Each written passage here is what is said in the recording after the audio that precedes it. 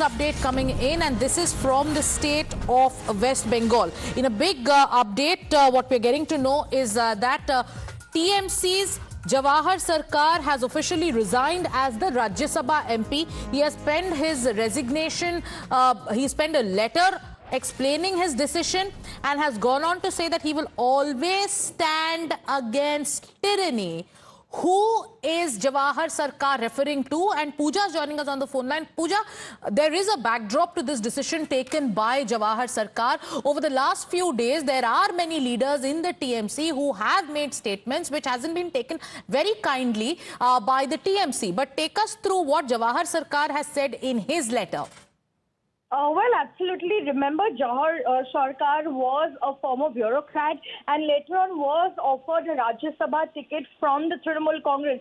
He served 3 years as the Rajya Sabha MP, and right now in the backdrop of the Rajya Hospital doctors' rape and murder case, he has penned a letter and he has written this letter to Trinamool Congress Supremo Mamata Banerjee and clearly stating that the government's actions were too late and the kind of anger, anguish and amongst people against the West Bengal government continues to rise despite the efforts of the state government. And then he goes on to say that he is always going to rise up against the tyranny in the state and in the country. So clearly, upping its ante against the state government, and he said that he is disassociating himself from politics and will be offering his resignation from the post of the MP. So Jawhar Sircar has penned his resignation letter and he's made it absolutely clear as to why he's resigning. Let's take this across to Ankit. Ankit has the letter that Pooja has accessed, and this is Jawhar Sircar's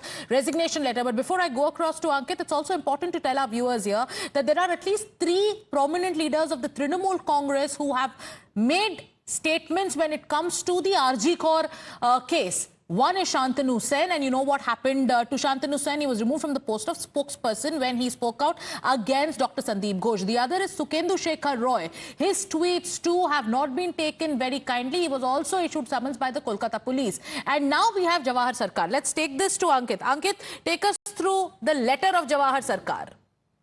Open the letter. I can already tell you, Sagarika, on the screen behind me, we're just loading the letter up. But I've just gone through it and he cites a number of things. It's a 2-page letter. The first page is entirely dedicated to highlighting how there was corruption and the state government was unconcerned about the corruption taking place. He has cited the corruption alleged of the former education minister. I think the reference is to Partha Chatterjee. Now, that is a matter that he has talked about. He said that all political parties have systems of corruption, but he hoped that there would be some action and there would be some concern from the state government. In fact, I have the letter now. It's open behind me. So here's the first page. It's addressed to the chairperson, Mamata Banerjee of the All India Trinamool Congress. And he says, after thanking her, he says the primary purpose of joining as an MP without any direct involvement in party politics was that it offered an excellent forum to carry on the struggle against the autocratic and communal politics of the BJP and the Prime Minister.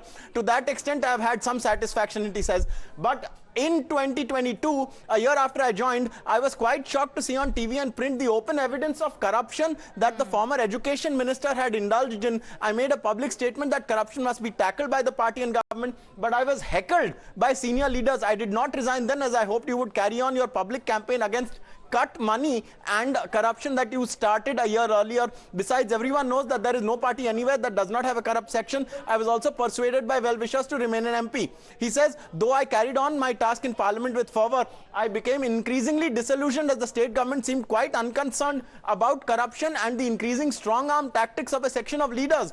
As you know, I was the only prominent officer who was not given any plot in Salt Lake or anywhere by the previous regime for speaking out too critically. I've grown up in a middle-class family, he then says.